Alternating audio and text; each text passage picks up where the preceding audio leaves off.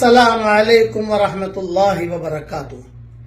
جمعہ کے دن جمعہ کی نماز کے بعد، سنتوں کے بعد، نفلوں کے بعد 7 مرتبہ سورہ اخلاص پڑھ لیجئے، 7 مرتبہ سورہ فلق پڑھ لیجئے، 7 مرتبہ سورہ ناس پڑھ لیجئے، تو انشاءاللہ آئندہ جمعہ تک ہر بری چیز سے، ایکسیڈنٹ سے، بری بیماری سے، غلط خبر سے، ہر برائی سے اللہ تعالی حفاظت کرے گا۔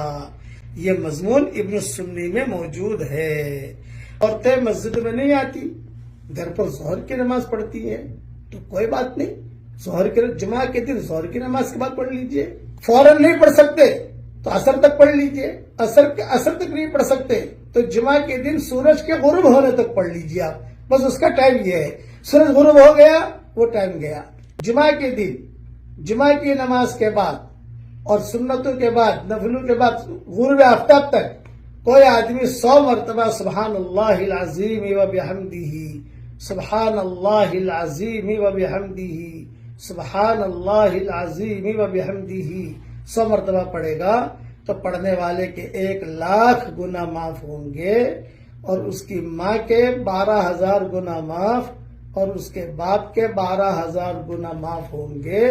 یہ مضمون بھی ابن السنی میں موجود ہے۔